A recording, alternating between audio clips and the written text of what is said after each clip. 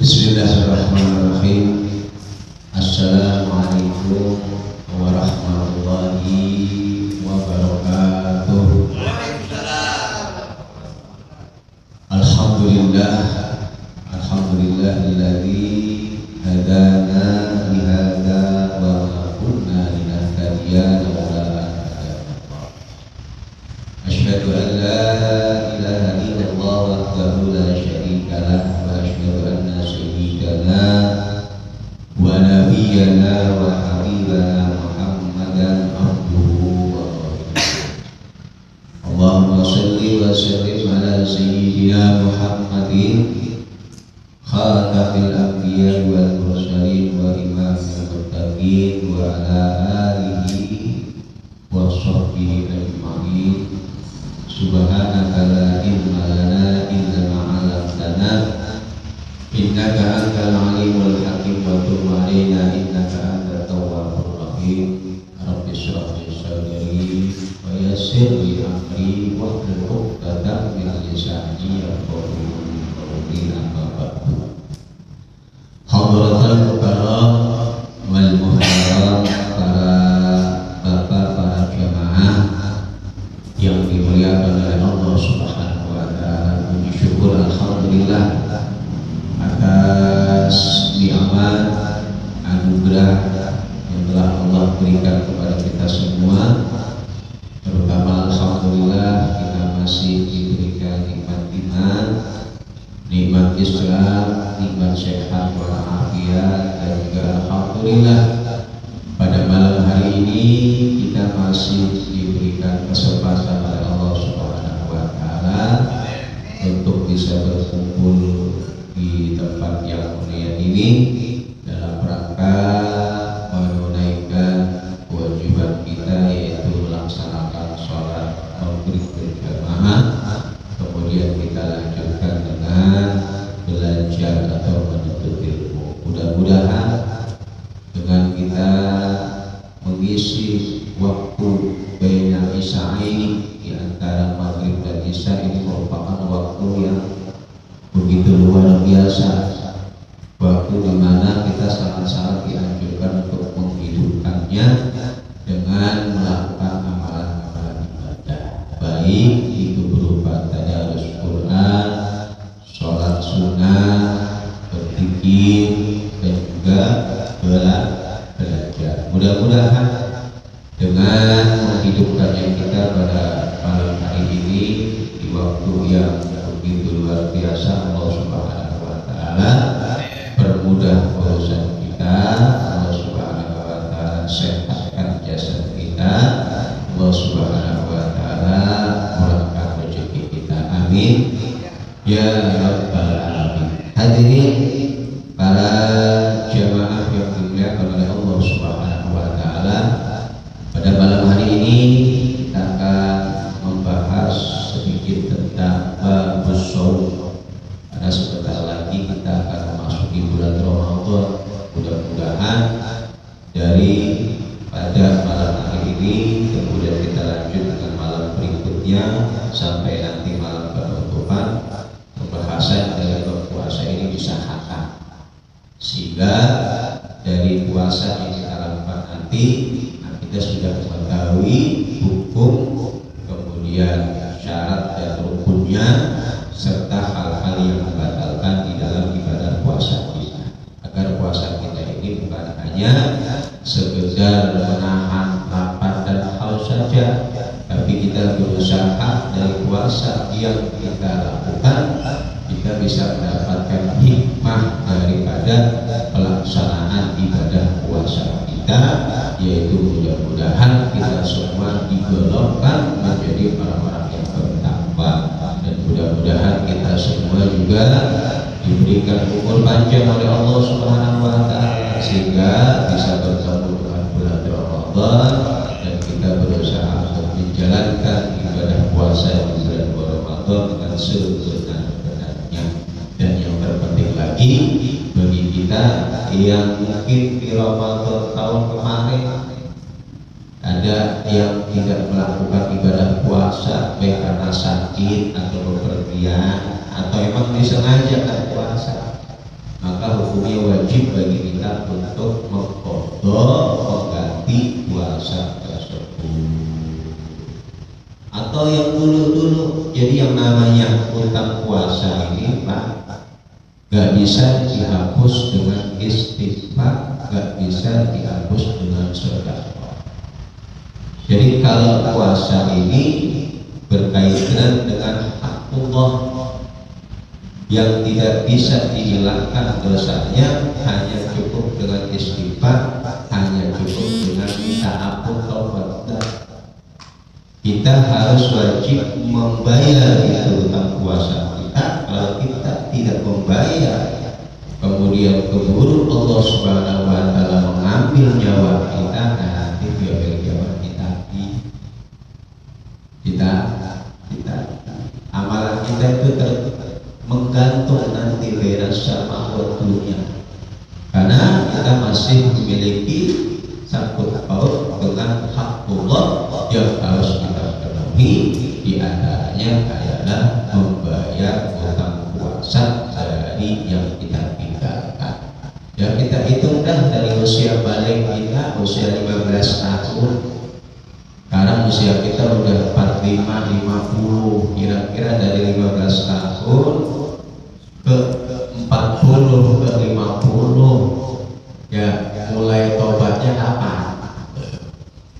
Mulai tobatnya kira-kira 10 tahun yang lalu, berarti 10 tahun ke belakang itu.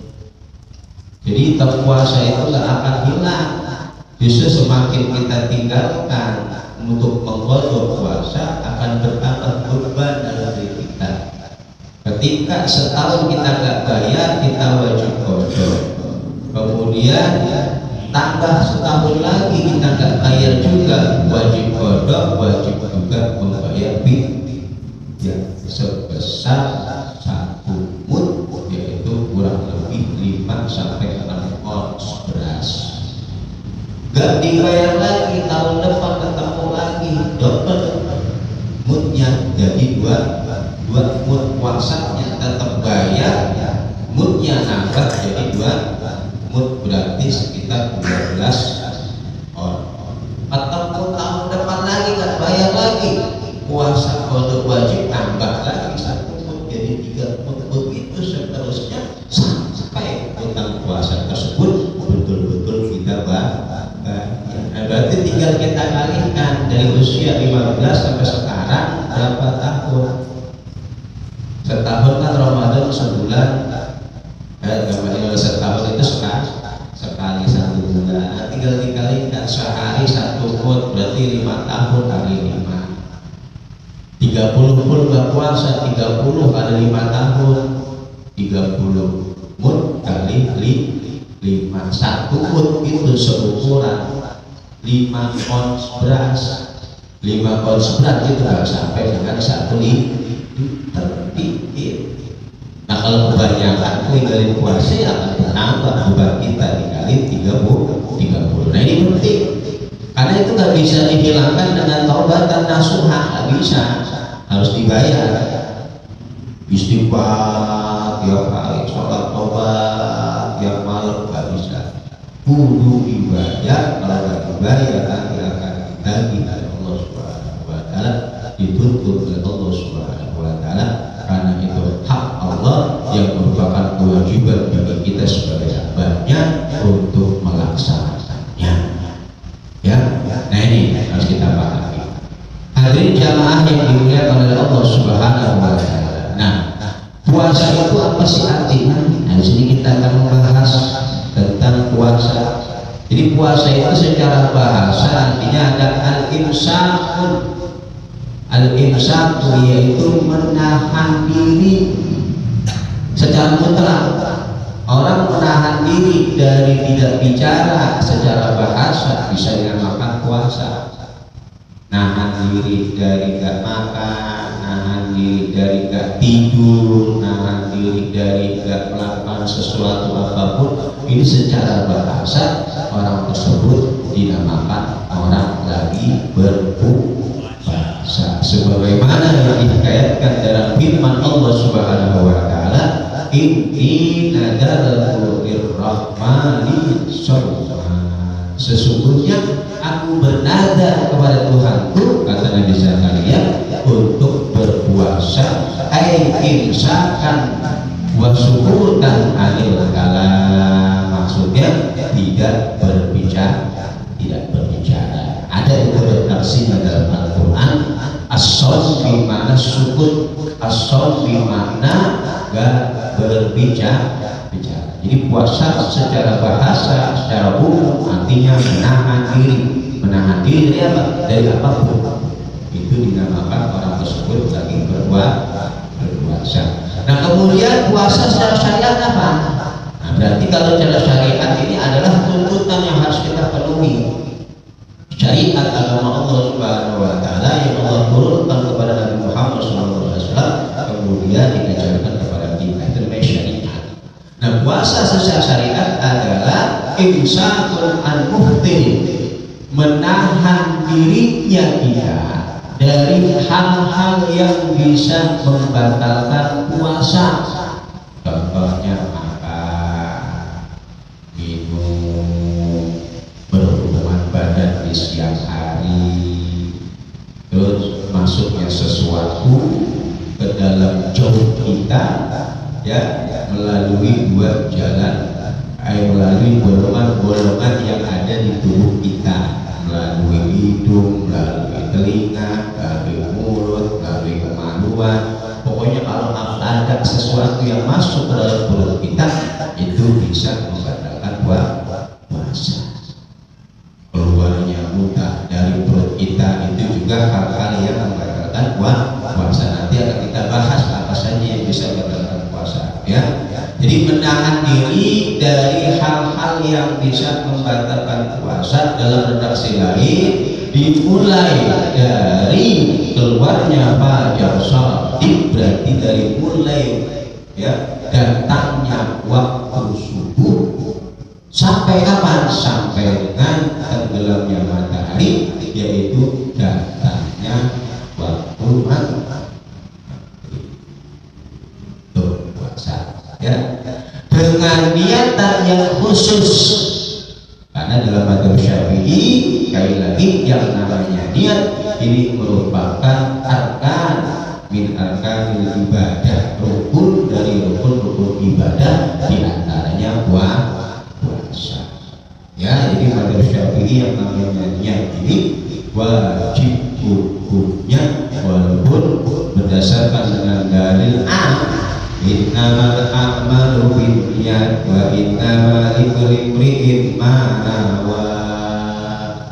Hadis Nabi Muhammad sallallahu alaihi wasallam. Jadi puasa secara syariat adalah menahan dirinya kita dari hal-hal yang membatalkan puasa, dimulai dari keluarnya fajar shadiq sampai dengan tenggelamnya matahari dengan niatan yang khusus, yaitu niat yang sudah sering kita lapatkan ketika kita melaksanakan sholat tarawih, yaitu shobatin an adai fardhi syahri ramadhana hadhihi sanati lillahi ta'ala. Tapi di dalam ya, nanti pembahasannya ada ini ya. Kemudian wa furidu fi Sya'ban bisana as-saniyah minal hijrah wa huwa min khasaisina. Dan puasa ini awal pertama kali diwajibkannya oleh Allah Subhanahu wa taala kepada Nabi Muhammad dan diperintahkan untuk diwajibkan pada umatnya, yaitu pada bulan Sya'ban tahun kedua dari hijrahnya Nabi Muhammad Shallallahu Alaihi Wasallam. Jadi setelah Nabi hijrah lagi di Mekah, 10 tahun berdakwah di Mekah, belum ada kewajiban puasa. Kemudian ketika Nabi hijrah ke Madinah yang dulu namanya Yasrib. Kenapa dinamakan Yasrib? Karena memang dulu di situ adalah yang babat tanah wilayah tersebut namanya Yasrib. Ya, contoh seperti di sini di gang sebelah nih. Ada berhubung di situ tanahnya dulu semuanya punya Jidari, gangnya dinamakan Gang Haji dan sama. Madinah dulu itu sebelum dinamakan Tamadun atau Madinah itu namanya Yasrib. Ya, sebagai riwayat Yasrib ini nama orang dijadikan satu wilayah. Ya, di situ ada orang Arabnya, ada orang Yahudinya, ada orang Nasrani yang kumpul itu di Madinah. Ya, terjadi saling ribut tuh antara dua suku Khazraj dan Aus, ya, dari suku-suku yang terbesar yang ada di Madinah. Ya, ternyata Nabi hijrah ke sana memang sudah mendapatkan sambutan baik. Nah, setelah 2 tahun Nabi menetap di Madinah, pada bulan Sya'ban tepatnya Allah perintahkan kepada Nabi Muhammad dan juga umat Nabi Muhammad untuk melaksanakan yang namanya ibadah puasa. Jadi 2 tahun setelah hijrah. Berarti Nabi seumur hidupnya ini puasa hanya 9 tahun.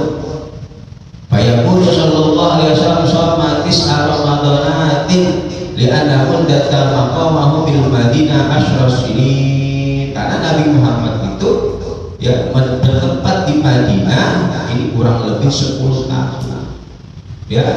Nah, di sini dikatakan tis'a ramadhanatin 9 bulan kali Nabi Muhammad sallallahu alaihi wasallam melaksanakan ibadah puasa. Nah, ini ya awal diwajibkannya pelaksanaan ibadah puasa.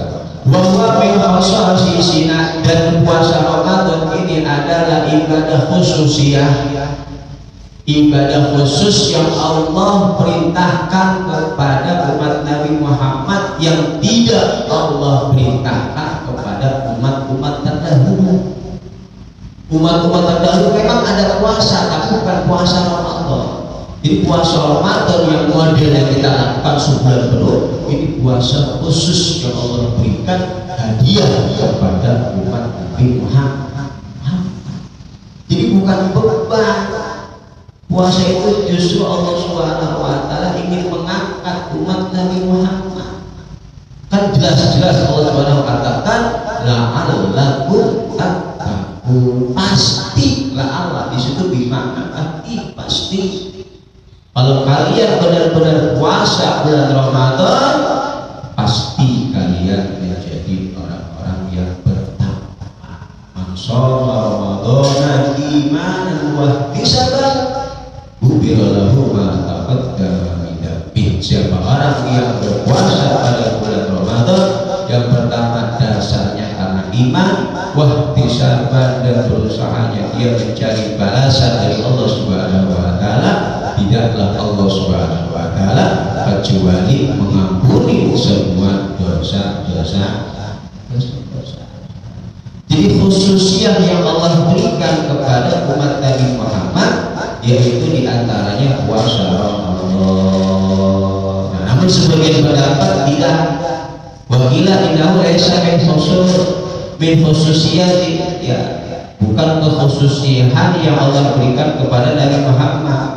Karena di anahu ila ma min umat illa waqad farada Ramadan. Karena dalam hadis dikatakan ada satu riwayat, tidaklah dari satu umat, ya, dari mulai umat-umat terdahulu illa waqad farada alaihim Ramadan, kecuali dimandukan bagi umat-umat terdahulu melaksanakan ibadah puasa. Illa annahum dhallu anhu, kecuali ya mereka ya ternyata menolak dan nggak mau melaksanakan yang namanya perintah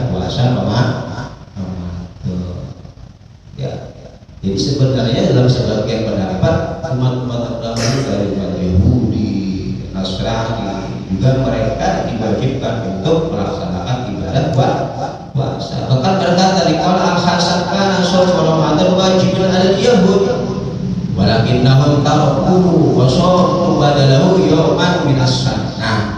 Ya, bahwa puasa Ramadan itu bagi orang Yahudi hukumnya wajib. Namun mereka orang-orang Yahudi meninggalkan puasa Ramadan dan mereka mengganti satu hari puasa dalam satu tahun, wa huwa yaum Asyura, yaitu puasa pada tanggal 10 bulan Asyura. Kenapa? Karena pada tanggal tersebut ya tragedi di mana Allah menyelamatkan Nabi Musa ditenggelamkan di lautan atau selamatkan tidak tenggelam di laut. Jadi diperingati ke orang Yahudi. Padahal mereka sebenarnya diwajibkan puasa kayak kita, tapi nggak mau. Nah, ini ya. Berarti kalau orang datang berpuasa nggak mau puasa, jangan-jangan keturunan Yahudi itu ya. Alhamdulillah ya. Wa minal ma'lum minad-din bidururah, dan puasa ini merupakan sesuatu yang sudah maklum dari agama kita dengan pasti. Berarti kesimpulannya orang yang mengingkari atas wajibnya puasa, ya orang tersebut dihukumi telah keluar dari Islam. Ingkar loh ya, bukan nggak puasa, bukan. Beda. Ingkar bahwa puasa Ramadan ini wajib, orang tersebut secara otomatis sudah keluar dari Islam karena dia mengingkari sesuatu yang telah Allah wajibkan seperti sholat. Sholat gak wajib, orang tersebut seperti itu keluar dari sholat. Beda sama nggak sholat, dia berkeyakinan sholat wajib tapi dia nggak sholat, dia nggak wudhu tapi dia maksiat. Karena dia yakin puasa Ramadan itu wajib, memang kewajiban, tapi dia nggak puasa. Tersebut nggak dikatakan kufur, cuman dikatakan maksiat karena tidak melaksanakan ibadah puasa. Tapi kalau dia ingkar atas kewajiban, puasa nggak wajib. Mana ada puasa Ramadan wajib? Dia meyakini maka orang tersebut seperti itu dihukumi orang yang telah keluar dari Islam, karena puasa Ramadan ini termasuk al-ma'lum minad-din bid-darurah, sesuatu yang sudah diketahui dari agama dengan pasti. Maksudnya apa? Semua ulama bersepakat atas wajibnya puasa Ramadan. Tidak ada yang mengatakan. Kemudian wa yajibu shaumu syahri Ramadan ijma'an bi kamali Sya'ban salasina yawman. Nah, kewajiban pelaksanaan ibadah puasa dari puasa Ramadan ini dengan kesepakatan ulama. Yang pertama, disebabkan karena sudah sempurnanya bulan Sya'ban hitungan 30 hari.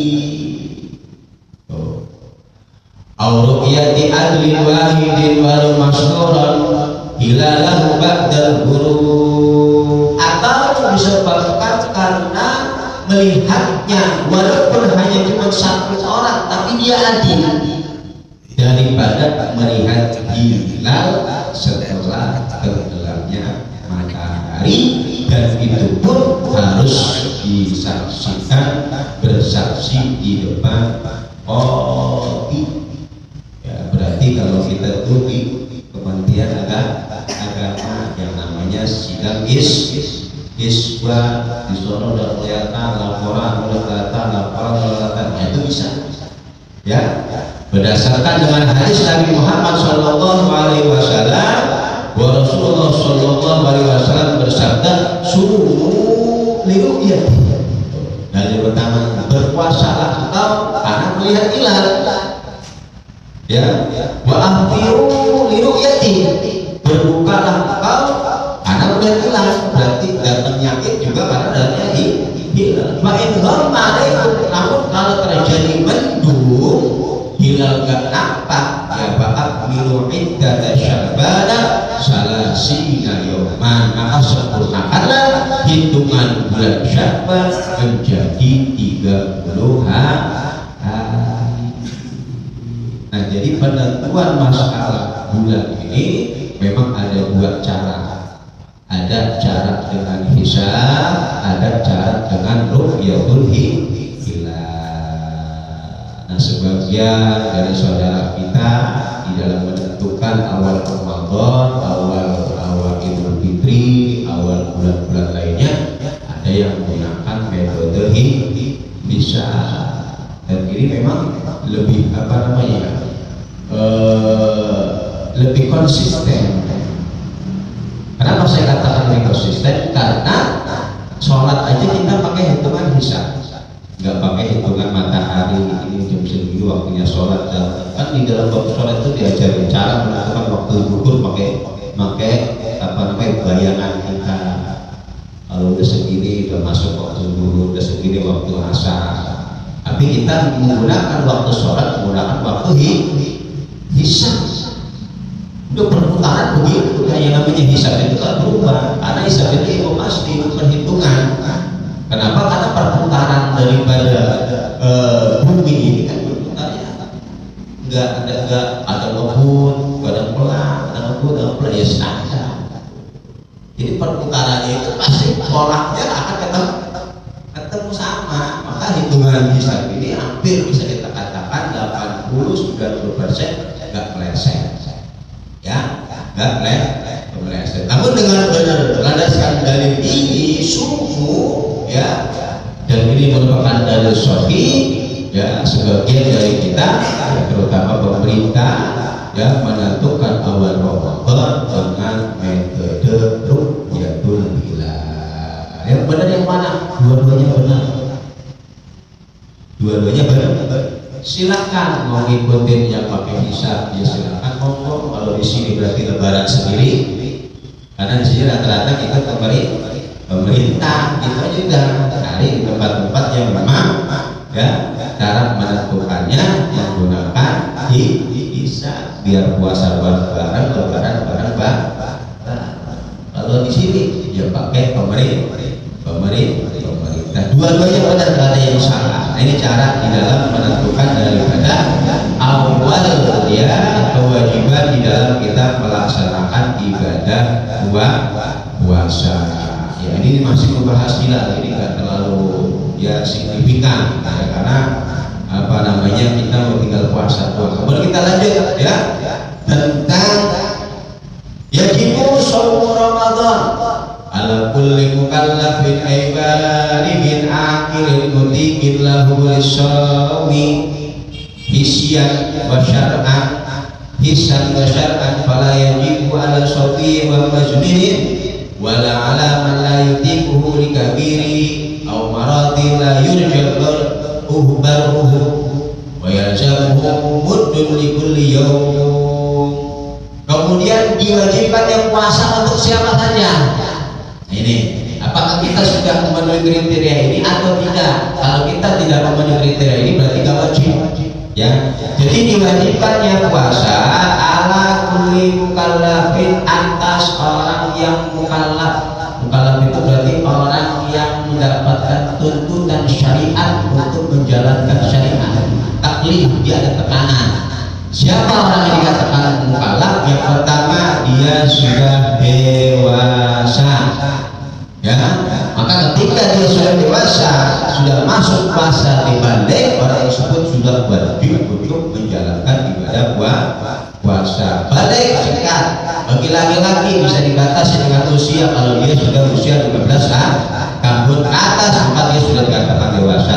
Yang kedua, bisa dibatasi dengan dia sudah pernah mengeluarkan cairannya, matinya, walaupun belum berusia 15 tahun tapi dia sudah pernah mengeluarkan cairannya, disengaja atau tidak disengaja, maka orang tersebut sudah dikatakan dewasa, laki-laki. Kemudian perempuan bisa dikatakan dewasa pertama dengan umur sama ketika sudah berusia 15 tahun, atau yang kedua dibatasi dengan sudah keluarnya darah haid ketika dia sudah berusia 9 tahun takriban. Berarti kalau ada anak usia 9 tahun keluarin darah, nah ini mungkin darah haid. Tapi kalau 9 tahun ke bawah, 8, 7, 6 keluarin darah, itu dipastikan bukan darah haid. Karena keluarnya darah haid itu ketika sudah berusia 9 tahun. Maka orang-orang ini sudah dikatakan balik dan wajib bagi dia untuk menjalankan ibadah puasa. Pertama balik. Kalau Islam sudah pasti ya, syarat pertama Islam itu pasti ya. Kemudian yang kedua, ini harus berangkat. Nah kita ini berangkat semua, nggak mungkin nggak berangkat ya, melakukan ibadah, sholat, berakal. Berarti kalau orang nggak berakal pengecualian nggak wajib sholat. Kemudian selanjutnya wa muti'in lahu, dan dia orang yang mampu dan kuat menjalankan ibadah puasa, kuatnya baik secara fisik maupun secara syar'i. Ya, pahami. Kuatnya baik hisan wa syar'an, baik secara fisik maupun secara syar'i. Nanti kita bahas. Jadi contoh orang yang tidak mampu secara fisik itu orang-orang yang sudah lanjut usia, umur 80, 90, ya, perkiranya juga udah nggak mampu menjalankan ibadah puasa, ya, kan papannya nggak puasa, nggak wajib puasa, tapi wajib diganti dengan membayar 1 mud setiap hari dari puasa Ramadan yang dia tinggalkan. Misalkan nih Pak Priyatna kan udah tua ya, dari 60-70 nggak mampu jalankan puasa, nggak wajib. Kalau memang nggak mampu, tapi wajib dibayar dengan diganti dengan membayar fidyah seukuran 1 mud setiap harinya, berarti dikali 30, berarti 30 mud 1 mud itu kurang lebih 5 sampai 6. 5 dikali 30 paling tuh nanti pas Idul Fitri nih buat bayar fidyah, nih buat zakat fitrah, nih buat zakat emas, datang tuh ke mushola bayar ya. Kalau nggak mampu, jadi betul-betul dia mampu, harus mampu baik secara fisik maupun secara syar'i. Nah, orang yang dikatakan tidak mampu secara syar'i siapa? Contohnya yang sedang walaupun fisiknya mampu puasa, tapi secara hukum syar'i dia tidak wajib puasa karena dia sedang berhalangan, sedang mengalami yang namanya sirkulasi darah. Pahami? Maka fala yajibu ala syafi'in wa majnunin wala ala man la yatiquhu. Maka dengan demikian tidak diwajibkan puasa bagi anak kecil. Namun kalau anak kecil puasanya dihukumi sah, ya, dihukumi sah. Wa majnun, dan juga tidak wajib puasa bagi orang yang nggak waras, orang gila. Karena tidak ada ditaklifi, karena tidak ada tuntunan syariat bagi orang gila. Wala ala la yutiqu, dan juga tidak wajib bagi orang yang tidak mampu menjalankan ibadah puasa. Tidak mampunya pertama dikabirin karena memang sudah lanjut usia, udah nenek-nenek, udah kakek-kakek, au maradin yang kedua, atau karena sakit layur jabahu, yang sakitnya ini secara medis sudah tidak mungkin diharapkan kesembuhannya, berarti penyakit kronis. Kalau batuk pilek pusing wajib, ya. Yang nggak wajib sakit yang bagaimana? Sakit yang sekiranya dia betul-betul tidak mampu menjalankan. Kalau dia paksakan bisa membahayakan fisiknya, bisa berkata. Tapi kalau orang sakit, ya nanti kalau dia sudah waras wajib mengkodok. Kalau aki-aki nenek-nenek wajib kodok, ya. Aki-aki nenek-nenek wajib kodok, cuma diganti pakai bayar fidyah. Tapi kalau orang sakit boleh nggak puasa, tapi nanti diganti dengan kodok. Kok belum dikodok, ketemu Ramadan lagi, nah bayar fidyah. Makanya buru-buru nih, mumpung masih di bulan Rajab yang kemarin puasa belum dikerjain Ramadan, niat puasa qadha Ramadan, niat puasa Rajab, niat puasa Senin Kamis, ketiga-tiganya sekali puasa dapat pahala 3. Niat qadha Ramadan, niat puasa Rajab, niat puasa pas kalau hari Senin, niat puasa Senin. Mumpung belum masuk Ramadan, kalau udah masuk ke Ramadan udah habis Ramadan akan perkalian tiap tahunnya akan bertambah sampai kita betul-betul membayar. Jadi nggak ada kata yang udah tinggalin, ya nggak ada kata begitu. Yang udah betul begitu, udah aja sekarang saya bertobat, udah kembali kepada Allah, udah bener. Dulu lagi masih muda, saya nggak pernah puasa, udah nggak bisa. Kalau dosa diampuni, maksiat yang kita lakukan lagi kita masa muda, bader yang kita masa muda, kita tobat diampuni, dihapus oleh Allah Subhanahu Wa Taala. Kalau kita tobatan, tapi kalau utang, contoh puasa, sholat sebagai ulama, kudu dibayar.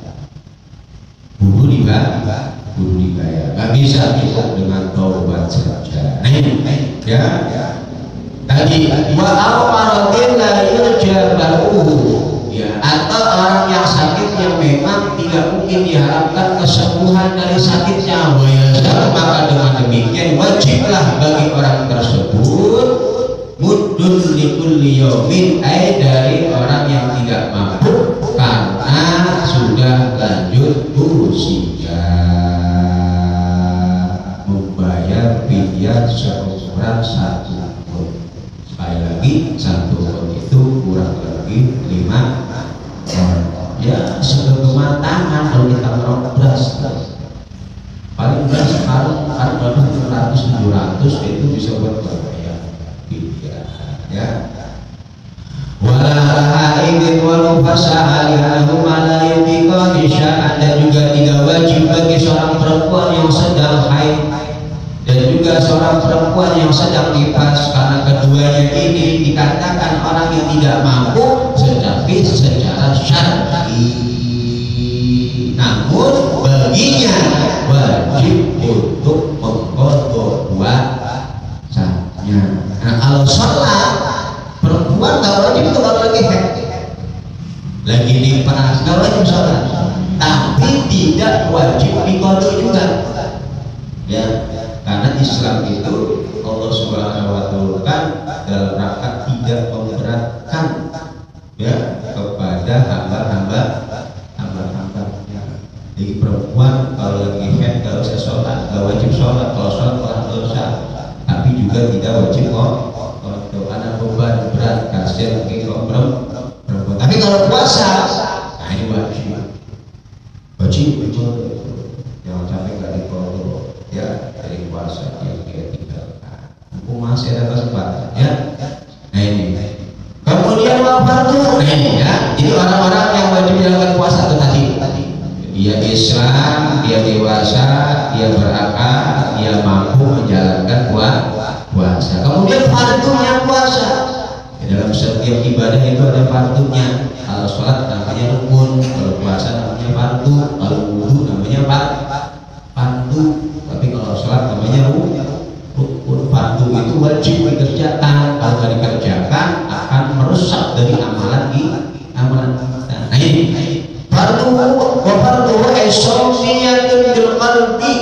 Fardunya puasa yang pertama adalah niat di dalam hati, wala yusyaratu at-talaffuz biha, dan tidak disyaratkan untuk mengucapkan daripada niat beryadahu, akan tetapi hanya disunahkan di dalam mazhab Syafi'i. Dalam hati niat mah, kalau dalam mulut itu nawaitu qadina, dan itu belum niat untuk niat. Atau kita sholat bersalih wa tasyahhadu wa tastaghfiru wa Allah, itu belum niat itu. Nanti ketika takbir, itu niat dalam hati. Mengucapkan niat di sholat itu tujuannya apa? Untuk membantu hati biar niatnya pas gitu, dibantu sama ucapan kita. Allah tadi ucapkan tuh, ya, nggak diucapin nggak apa-apa, ya. Jadi syarat yang pertama atau fardu yang pertama dari puasa adalah niat di dalam hati, dan ini berdasarkan dengan hadis Nabi Muhammad SAW, innamal a'malu binniyat, ya. Kemudian wala yunzi'u anha at-tasahhur wa in qasada lahu at-taqwiyya ala shaum. seseorang yang tidak berniat di dalam puasa, walaupun di malam harinya dia makan sah, tapi tidak tujuan untuk berpuasa, maka puasanya tidak sah karena orang tersebut tidak dikatakan niat. Dan kita malam-malam mau sholat biar besok kuat, begitu doang, biar besok nggak makan, nggak ada niat pengen puasa, maka itu belum dikatakan niat. Secara otomatis orang tersebut tidak dihukumi puasa, berarti orang tersebut belum berpuasa, makanya niat ya. Jadi lain sih nggak cukup cuman makan sahur biar besok kuat, nggak makan nggak minum tapi nggak ada niat dalam hatinya, orang tersebut tidak dihukumi orang yang berpuasa karena orang tersebut belum niat. Walau tidak minta muftin khawfal fajri, dan juga tidak dikatakan niat orang yang menahan diri dari hal-hal yang bisa membatalkan puasa karena takut keluarnya fajar. Jam berapa di malam ya? Nggak makan nggak minum takut udah subuh, cuman begitu doang, dalam hatinya nggak ada niat, belum dikatakan niat. Berarti dia besoknya bukan orang yang lagi kuat, cuman nggak makan nggak minum doang, nggak berpahala dosa, berarti dia belum puasa. Cuman nggak makan nggak minum takut udah subuh ini jam segini, dalam hatinya nggak ada niat sama sekali, orang tersebut belum dihukumi niat. Ini pentingnya niat. Makanya setelah saya katakan, di antara faidah niat adalah untuk membedakan mana kebiasaan, mana ibadah. Ini kebiasaan, ini ibadah. Yang membedakan antara kebiasaan dengan ibadah itu niat. Sama orang siang pagi nggak makan karena niatnya tujuannya dia, sama orang puasa kan beda. Kalau nggak ada niat, yang bedanya mana? Antara orang nggak makan tapi dia pengen biar kurus, dia nggak makan nggak minum, sama orang puasa niat. Ini jadi pembeda antara kebiasaan dengan ibadah. Sholat juga antara senam sama sholat juga ada bedanya, sama-sama gerakan. Nah kalau kita sholat niat sholat maka dapat pahala sholat, tapi kalau sholat nggak niat, apa bedanya itu sama orang lagi gerak, lagi senam, lagi yoga, orang nggak ada niat. Yang menjadi pembeda itu niatnya. Makanya dalam mazhab Syafi'i niat ini hukumnya wajib, karena dalam rangka membedakan mana ibadah, mana bukan ibadah. Ya, malam yahdur bibalihi as-sawm bisifati allati yajib at-ta'aqqu biha, selama memang di hatinya tidak ada kerentek untuk menjalankan puasa esok hari dengan sifat-sifat yang wajib disebutkan di dalam niat. Cuma sahur kalau nggak niat nggak sah. Makanya aja itu anak-anak tak makan sahur, ayo makan bareng. Niat belum tadi? Kayaknya terawih kurang duluan, banyak bareng-bareng. Ayo kalau belum niat sekarang makan sahur itu, biar anak kita puasa betul-betul dapat pahala. Lagi sahur tanya niat udah, kalau belum ayo niat ya. Ini likulli yaumin, perhatikan, fardu as-shar'an niat likulli yaumin. Nah, niatnya ini dilakukan pada setiap harinya. Maka pada nawa awal lailati Ramadan shauma jami'i lam yakfi li ghairil yaumil awwal. Nah, kalau ada orang niat puasa pada awal Ramadan, niatnya untuk puasa 1 bulan penuh. Datang Ramadan awal nih, saya niat puasa esok hari untuk puasa 1 bulan penuh karena Allah Subhanahu wa Ta'ala. Niatnya di awal untuk sebulan maka lam yakfi, maka dalam mazhab Syafi'i hal tersebut tidak dikatakan cukup, maka niat yang dia laksanakan tadi hanya berlaku pada hari pertama. Hari keduanya kalau dia nggak niat nggak sah. Begitu juga seterusnya. Dan niatnya hanya berlaku pada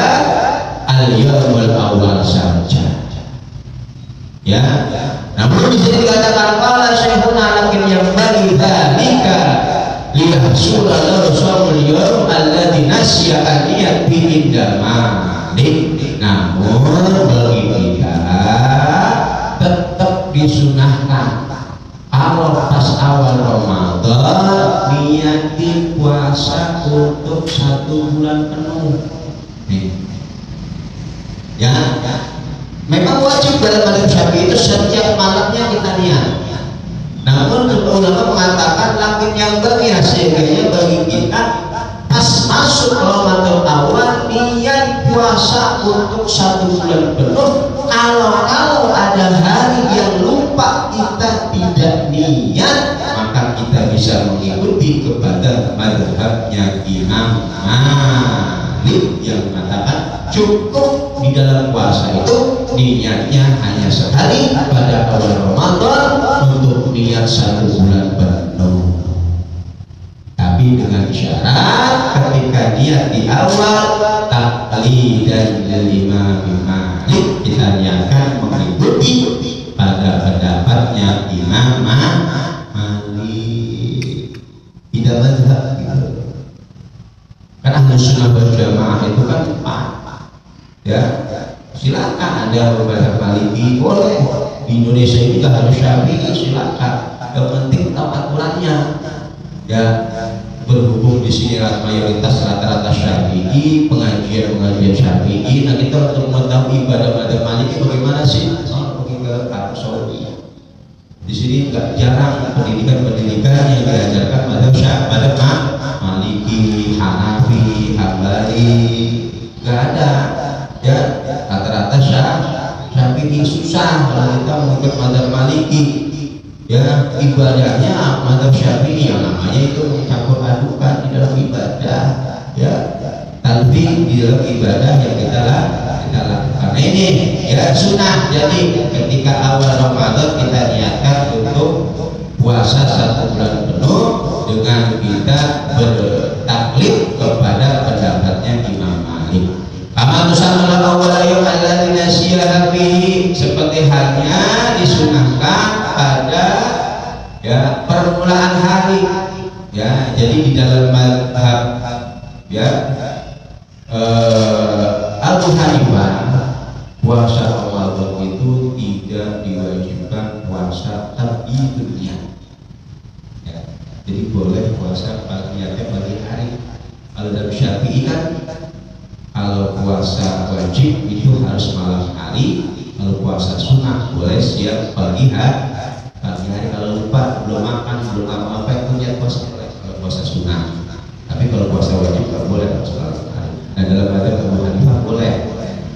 Nah, kalau kita malam belum niat pagi-pagi ingat lagi Ramadan Allah karena tadi malam belum puasa niat taklid dari Imam Abu Hanifah nawaitu sholawat dengan majai batin syari Ramadan.